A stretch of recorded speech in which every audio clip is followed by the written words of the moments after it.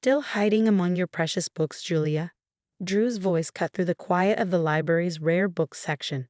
Don't you get tired of wasting your life? I looked up from the leather-bound volume I was examining to find my brother leaning against a shelf, his designer suit a stark contrast to my modest librarian's attire. His smirk was the same one he'd worn since childhood, the expression of someone who believed he'd already won. "Hello, Drew," I said calmly, carefully placing the book back in its protective case. "I didn't expect to see you here. Mom sent me. She wants to make sure you're not going to embarrass us at their anniversary party tonight." He glanced around the library with poorly concealed disdain. "Though I suppose it's too late for that. A librarian in the family, Dad's still trying to explain that one to his golf buddies. My name is Julia Morgan, though my brother prefers the family disappointment.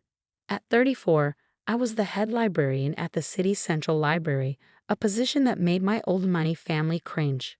What they didn't know, what I'd carefully hidden for years, was that my life among the books was only half the story. I'll be there," I assured him, standing to my full height. Even in heels, he still towered over me. "And I'll dress appropriately." "See that you do." He straightened his Rolex, a recent purchase he hadn't stopped flaunting. "It's an important night. I'm announcing some big news." "Oh." His grin widened. "Bought my third company this year. Morgan Industries is now officially a conglomerate. Dad's going to be so proud." I nodded, keeping my expression neutral. If Drew noticed the slight tightening of my hands, he didn't mention it. "That's wonderful," I said. "Congratulations." "Thanks." He didn't even try to make it sound sincere. "You know, there's still time for you to join the real world. I could use someone to manage our corporate library. At least then you'd be doing something useful with all this knowledge." The way he said knowledge made it sound like a disease. I smiled, thinking of the encrypted laptop in my office safe, of the meetings I'd been taking under a different name. "I'm happy where I am," I told him. He shrugged, already turning away. "Your loss. Remember, 7 o'clock sharp. And Julia?" He paused at the door. "Try not to bring any books this time." After he left, I waited exactly 5 minutes before heading to my office. The space was modest but efficient, with walls of books and a desk that had seen better days. To most, it looked exactly like what they'd expect from a librarian's office. They never noticed the state-of-the-art security system or the fact that my ancient desktop computer was a custom-built machine more powerful than most corporate servers. Locking the door, I opened my laptop and connected to a secure server. 3 windows popped up immediately, video calls waiting from Tokyo, London, and New York. "Good morning, Ms. Morgan." My assistant's voice came through clearly. "The Nakamura deal is ready for final review." "Thank you, Sarah," I said, scanning the documents on my screen. "Has legal finished their assessment?" "Yes, ma'am. The acquisition terms are solid.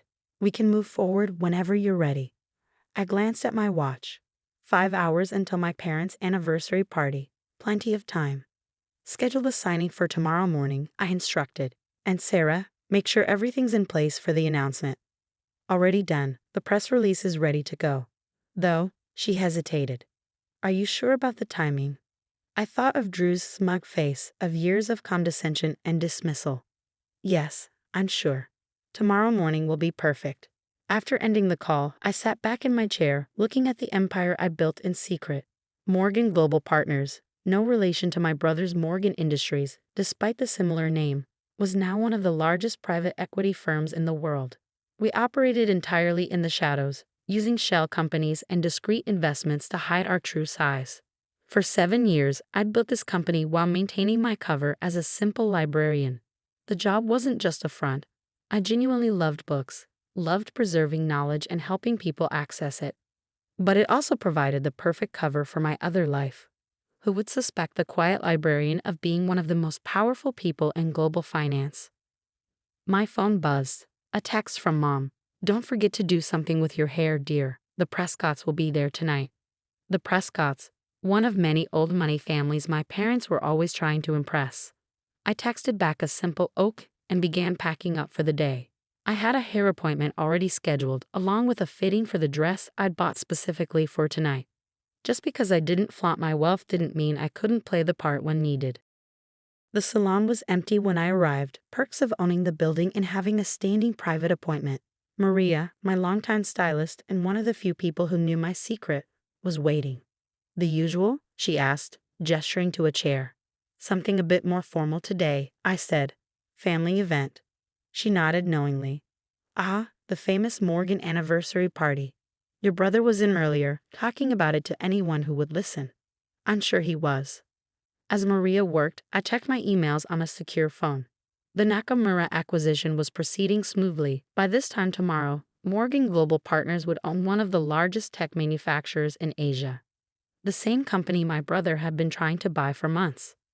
Your brother mentioned he's buying some big company, Maria said, as if reading my thoughts. Couldn't stop bragging about it. I smiled. He's trying to buy it. There's a difference. She caught my eye in the mirror. You didn't? Let's just say tomorrow's papers will be interesting. 3 hours later, I stood in front of my mirror at home, examining my transformation. The simple librarian was gone, replaced by someone who could hold her own at any society event. The dress, a deep blue Valentino I'd had altered to perfection, was elegant without being flashy. My jewelry was minimal but expensive, the kind of pieces old money favored. Most importantly, I looked exactly like what my family expected, their bookish daughter making an effort to fit in. My phone buzzed with another text, this time from Sarah. Everything's set for tomorrow. Are you sure you don't want to tell them tonight? No, I replied. Let them have their party. Tomorrow will be soon enough. The Morgan family estate was lit up like a Christmas tree when I arrived. Cars lined up along the circular driveway. I recognized most of them. Bentleys and Rolls-Royces belonging to the same families that had been part of our social circle for generations. A valet appeared as I pulled up in my modest Audi, another carefully chosen prop. The car was nice enough to avoid embarrassing my parents, but not so nice as to raise questions about a librarian's salary. Miss Morgan, Jenkins, our family's longtime butler, greeted me at the door. Your parents are in the main hall. I could hear the party before I saw it, the murmur of sophisticated conversation, the clink of expensive crystal, the subtle notes of a string quartet. This was my parents' world, the one I'd chosen to step away from, at least publicly. Julia, my mother's voice carried across the hall. Darling, you look presentable. Coming from her, it was high praise. Elizabeth Morgan had never quite forgiven me for choosing books over business, but at least I'd made an effort with my appearance tonight. Happy anniversary, Mom, I said, kissing her cheek. You look beautiful. She did. At 60, she was still the epitome of grace and style. Her friends often joked that she'd made a deal with the devil to maintain her youthful appearance. Your father's by the fireplace, she said, already scanning the room for more important guests. Do say hello before you hide in the library.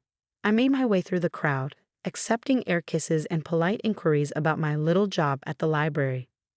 Most of these people had known me since childhood, had watched me grow up alongside their own children. None of them understood my choices. There's my girl.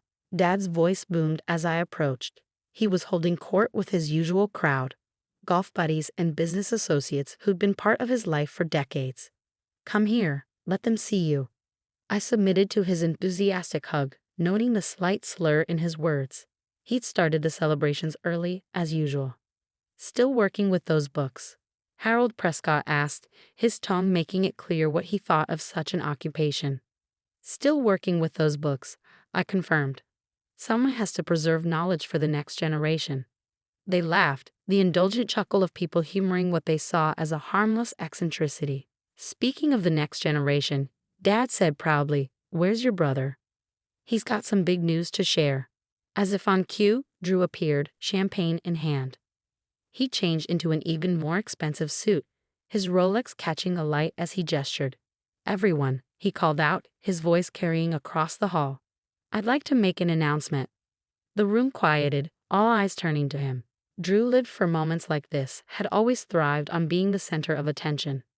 As some of you know, Morgan Industries has been growing rapidly this year, he began, playing to his audience. Today, I'm proud to announce that we're on the verge of our biggest acquisition yet. By this time next week, we'll own Nakamura Tech. The room erupted in applause. Dad beamed with pride, Mom dabbed at her eyes with a monogrammed handkerchief. I sipped my champagne and waited. Of course, Drew continued, the deal isn't quite final yet, but my sources tell me it's just a matter of time. The papers are ready to sign. That's wonderful, son, Dad exclaimed. Always knew you had it in you, a real businessman, just like your old man. Drew basked in the praise, accepting congratulations from all sides. Finally, his gaze fell on me. What do you think, little sister? He asked, his tone dripping with condescension. Ready to admit you backed the wrong horse. I met his eyes calmly. I think, I said carefully, that you shouldn't count your chickens before they're hatched. He laughed and others joined in. Always so cautious, Jules. That's why you'll never be more than what you are. Hiding in your library while the rest of us build empires. Perhaps, I agreed mildly, but at least I understand the value of due diligence. His eyes narrowed slightly. Drew had never liked it when I used big words, seeing it as a challenge to his intelligence. Due diligence? He scoffed. I've got the best lawyers in the business. Everything's taken care of. I just smiled and raised my glass. Then I guess we'll all see tomorrow, won't we? He frowned, catching something in my tone, but before he could press further, Mom was calling everyone to dinner. The dining room was a masterpiece of old-world elegance, gleaming mahogany, priceless china, crystal that had been in the family for generations. I took my assigned seat, noting with amusement that I'd been placed at the far end of the table, well away from any important guests. As the first course was served, Drew held court from his position near Dad, regaling everyone with tales of his business prowess. I kept quiet, responding politely when addressed but otherwise focusing on my food. I just don't understand, Mrs. Prescott said from beside me, her voice low. You were always so bright in school. You could have done anything. Why waste your life with books? I considered how to answer. In 12 hours, everything would change. But for now, I had a role to play. Books are never a waste, I said simply. They teach us that things aren't always what they seem. She shook her head, clearly disappointed by my response. Well, at least your brother is upholding the family name. Though it must be hard, watching him succeed while well, it's not as hard as you might think. The rest of dinner passed in a blur of subtle insults and backhanded compliments. I'd grown used to it over the years, had learned to let it roll off me like water. As dessert was being served, Drew stood again, calling for attention. I'd like to propose a toast, he announced, raising his glass. To Mom and Dad, who taught me everything I know about business, who showed me what real success looks like. He paused, his eyes finding me. And to my sister, who proves that not everyone is cut out for the family business. The room chuckled politely. I raised my glass with the others, thinking of the documents waiting to be signed, of the press release scheduled for morning. Enjoying the party, Drew asked later, cornering me by the dessert table. It's lovely, I replied. Mom and Dad must be so proud. They are. He straightened his tie smugly. Though it would have been nice if both their children had amounted to something. I selected a chocolate truffle, examining it carefully. You know, Drew, success isn't always about making the most noise. He snorted. No? Tell that to my bank account. How much does a librarian make these days anyway? Enough to buy those shoes. I glanced down at my Louboutins, another carefully chosen piece of my costume. I'm good with money. Right. He finished his champagne in one gulp. Well, this has been fun, but I should mingle. Big day tomorrow after all. That Nakamura deal isn't going to close itself. As he walked away, I pulled out my phone and sent a quick text to Sarah. Everything ready for morning. Her response was immediate. All set. Press release goes out at 9 a.m. sharp. Want me to send you the final numbers? No need, I replied. I'll see them in the papers with everyone else. The party began winding down around midnight. I said my goodbyes, accepting one last round of condescending comments about my career choices. You really should consider Drew's offer, Mom said as I kissed her cheek. A corporate library would be so much more appropriate. I'll think about it, I promised, knowing I would do no such thing. As I drove home, I thought about how different tomorrow would be. For 7 years, I'd maintained my cover, building my empire in secret while my family dismissed me as the disappointing daughter who'd chosen books over business. Tomorrow, they'd learn just how wrong they'd been. The next morning, I arrived at the library precisely at 8, just as I had every day for the past 7 years. My sensible shoes echoed through the marble halls as I made my way to my office, nodding at the early morning regulars who never questioned why the head librarian kept such strict hours. Sarah was waiting for me, her tablet in hand. In the library, she played the role of my assistant librarian perfectly. Outside these walls, she was the COO of Morgan Global Partners and one of the sharpest business minds I ever met. "Everything's ready," she said quietly as we entered my office. "The lawyers are gathering in Tokyo. Press release goes out in 45 minutes." I set my bag down and powered up my secure laptop. "Any word from Drew's team?" "They're still expecting to close the Nakamura deal this morning. Your brother's lawyers are setting up in their offices right now." I smiled, imagining Drew's face when he realized what was about to happen. Let's give them a few more minutes of hope. At precisely 8:55, my private line rang. "Ms. Morgan," Mr. Nakamura's translator said, "everyone is in position." "Excellent. Let's proceed." The next few minutes were a blur of signatures and confirmations. By 9 a.m., Morgan Global Partners officially owned Nakamura Tech, along with its subsidiaries, patents, and cutting-edge technology division. "Press release going out now," Sarah announced. I pulled up several news sites on my screen, watching as the story broke across multiple platforms simultaneously. Breaking: mystery buyer acquires Nakamura Tech. Global finance giant Morgan Global Partners reveals identity of founder. Wall Street stunned as library sciences expert named as business mogul. My phone started buzzing immediately. The first call, predictably, was from Drew. "What the hell is this?" he demanded without preamble. "Some sick joke?" "Good morning to you too, brother," I replied calmly. "I take it you've seen the news." "This is impossible," he sputtered. "Morgan Global Partners. That's not. You're not. The founder and CEO. Actually, I am. Have been for 7 years now. Though I understand your confusion, after all, I'm just a librarian, right?" There was a long silence, broken only by what sounded like papers being frantically shuffled. But I had a deal. The paperwork was ready. "Was it?" I asked innocently. "You might want to check the fine print. Nakamura Tech has been in play for months. We've just been waiting for the right moment to finalize things." "We?" His voice cracked. "Who's we?" "My team, my company, my empire." I paused, letting each word sink in. "You know, the one I built while you were busy mocking my career choices."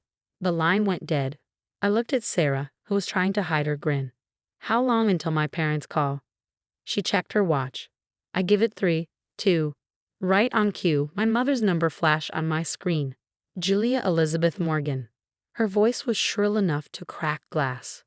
"What have you done?" "Good morning, Mom. I'm a bit busy at the moment. Perhaps we could discuss this over dinner." "Dinner? Dinner? Do you have any idea what's happening? Your father's phone is ringing off the hook. The Prescotts are calling. The club is calling. Everyone wants to know how our librarian daughter secretly built a multi-billion-dollar company." I could hear Dad in the background, apparently trying to field calls of his own. "Tell her to get over here right now," he shouted. "I have meetings all day," I said, which was true. The acquisition of Nakamura Tech was just the beginning. "But I'd be happy to host everyone for dinner at my place tonight. Say 7 o'clock. "Your place?" Mom's voice dripped with suspicion. "You mean that little apartment near the library?" "No, I mean my penthouse on Highland Avenue. I'll text you the address." There was a long pause. "Highland Avenue, but that's the most expensive building in the city." "Is it? I hadn't noticed. See you at 7, Mom." After ending the call, I took a moment to breathe. 7 years of secrets were finally coming to light. 7 years of careful planning, of maintaining my cover while building something extraordinary. "Ready for phase 2? Sarah asked. I nodded. "Send out the second press release." This one was even bigger than the first. Morgan Global Partners announces merger with East Asian tech giants. Deal valued at $50 billion. The merger had been in the works for months, but we timed it perfectly to follow the Nakamura acquisition. By the time my family arrived for dinner, the business world would be reeling from two of the biggest deals of the decade, both orchestrated by the quiet librarian they dismissed for so long. The rest of the day passed in a carefully choreographed dance of meetings, interviews, and strategic planning. I gave exactly one interview to the Wall Street Journal, explaining how my background in library sciences had actually been perfect preparation for building a global empire. "Information is power," I told the reporter, "and who better to understand the value of information than a librarian?" At 6:30, I left the library and headed to my real office, the top floor of the Highland Avenue building that had been my home for the past 5 years. The penthouse occupied the entire floor, though I'd maintained a small apartment near the library for appearance's sake. My private elevator opened directly into the foyer, where my actual home office put Drew's corporate headquarters to shame. Floor-to-ceiling windows offered a panoramic view of the city, while state-of-the-art technology allowed me to manage my empire from anywhere into space. Sarah had arranged for dinner to be catered by the city's most exclusive restaurant, another establishment quietly owned by Morgan Global Partners. The dining room table was set with the kind of understated elegance that only old money could truly appreciate. At precisely 7 o'clock, the elevator announced my family's arrival. Drew entered first, his earlier swagger replaced by barely contained fury. Mom and Dad followed, both looking shell-shocked. Even Jenkins, who had insisted on accompanying them, seemed unsure how to process the transformation of the family's poor relation into one of the city's wealthiest residents. "Welcome to my home," I said, gesturing to the spectacular view. "Drink?" "How long?" Drew demanded. "How long have you been lying to us?" "Lying?" I moved to the bar, pouring myself a scotch. "I never lied about anything. I am a librarian. I do love books. I just happen to run a global financial empire as well." But why?" Mom sank onto one of my Italian leather sofas. "Why the deception? Why let us think that I was a failure? I finished for her, that I'd wasted my potential, maybe because you never bothered to look past your own assumptions. You saw what you expected to see, the disappointing daughter who chose books over business." Dad was standing by the windows, staring out at the city he thought he knew so well. "All this time," he murmured. "All those companies we've been reading about, the mysterious acquisitions. That was you," Drew said flatly. "Morgan Global Partners. The competition everyone's been trying to figure out. The shadow empire that's been reshaping the market." I smiled. "It does have a nice ring to it, doesn't it? Though I prefer to think of it as a knowledge empire. After all, that's what you taught me, isn't it, Dad? Knowledge is power." He turned to face me, and for the first time in my life, I saw something new in his eyes. Respect. "The Nakamura deal," he said slowly. "How long have you been planning that?" "About 6 months, though I've owned controlling interest in their subsidiaries for over a year." I looked at Drew. "You never wondered why they kept finding reasons to delay your offer?" My brother's face went from red to white. You've been playing me all this time." "Not playing, Drew, competing. Isn't that what you always wanted? A chance to prove who was better at business." "But it wasn't fair," he exploded. "You had inside information, secret resources." "Inside information?" I laughed. "You mean like the kind you get from your golf club buddies? The deals you make on private yachts and exclusive resorts?" I set my glass down carefully. "I built my empire with nothing but intelligence, hard work, and a deep understanding of how information flows. Everything I learned in my little library job gave me an edge you couldn't see." "Dinner is served," a voice announced discreetly. We moved to the dining room, the tension thick enough to cut with one of my sterling silver knives. Mom kept looking around as if trying to reconcile this environment with her mental image of my life. Dad seemed lost in thought, probably recalculating every business decision he'd made in the past 7 years. "I suppose," Mom said finally, staring at her perfect place setting, "this explains how you could afford those Louboutins." I couldn't help but laugh. "Yes, Mom. That's what you should focus on, my shoe budget." "What happens now?" Drew asked, pushing his food around his plate. "Going to buy out Morgan Industries too." "Actually, I have a different proposition." I nodded to Sarah, who appeared with a folder. "Your company has potential, Drew. Good bones, as they say in real estate. What it lacks is vision and modern infrastructure." He frowned. "What are you suggesting?" "A partnership. Morgan Industries handles the traditional side, while Morgan Global Partners brings the technology and global reach. Together, we could build something even bigger." "You want to work with me, after everything?" "No," I corrected him. "I want to work with the businessman you could be, if you got over your ego and learned to see value in unexpected places." Dad set down his fork. "Julia's right," he said, surprising everyone. "This is an opportunity, Drew. A chance to be part of something bigger than ourselves." "But she lied to us." Drew protested. Made us look like fools. No, Dad shook his head. We made ourselves look like fools.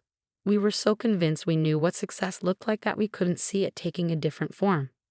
Your sister, she saw something we missed, built something we never imagined. Mom dabbed at her eyes with her napkin. All those times we pitied you, she said softly, worried about your future. I know, I said, gentler now. But maybe it's time to stop worrying about appearances and start focusing on substance. Isn't that what real business is about? The rest of dinner was a careful dance of revelations and reconciliations. I explained how I built my company, how the library had provided the perfect cover and connections. Dad asked increasingly detailed questions about my business strategy, his initial shock giving way to genuine admiration. Even Drew began to thaw as I outlined my vision for our potential partnership. By dessert, he was suggesting ways to integrate our operations. His natural business instincts finally focused on creation rather than competition. There's one thing I don't understand, Mom said as coffee was served. Why reveal everything now? Why not just stay in the shadows? I looked at my brother. Because sometimes people need to be reminded that success doesn't always wear a suit and tie. That power doesn't always announce itself with a Rolex and a corner office. And sometimes, Drew added quietly, people need to be reminded not to judge a book by its cover. Exactly. Later that night, after my family had left, Dad with a stack of proposals to review, Mom with a list of social events to recalibrate, and Drew with a lot to think about, I stood at my windows watching the city lights. Sarah joined me, handing me a fresh scotch. Well, that went better than expected. Did it? I smiled. Or did it go exactly as planned? You knew they'd react this way. I knew they'd have to confront their own prejudices, their assumptions about success and worth. I sipped my drink. The question is whether the lesson will stick. She checked her tablet. Stocks up 30% since the announcement. Your brother's company is up 10% just on rumors of a potential partnership. Good. Let's give it a week, let everything settle, then announce the merger. By then, Drew might actually be ready to be a real partner. And your parents? I thought about Mom's tearful apology, Dad's proud smile as he finally saw me, really saw me, for the first time. They're learning. Sometimes the hardest part of success is accepting that it doesn't always look the way you expect. The next morning, I'd arrived at the library at my usual time. The same regulars were in their usual spots, nodding hello to their favorite librarian. None of them treated me any differently, though my face was splashed across every business publication in the country. And that, perhaps, was the greatest victory of all. In a world obsessed with image and status, I built something real, something that didn't need designer labels or social validation to prove its worth. I was still a librarian. I still loved books. I just happened to be a billionaire, too. Knowledge, after all, comes in many forms, and sometimes the most powerful people are the ones you least expect.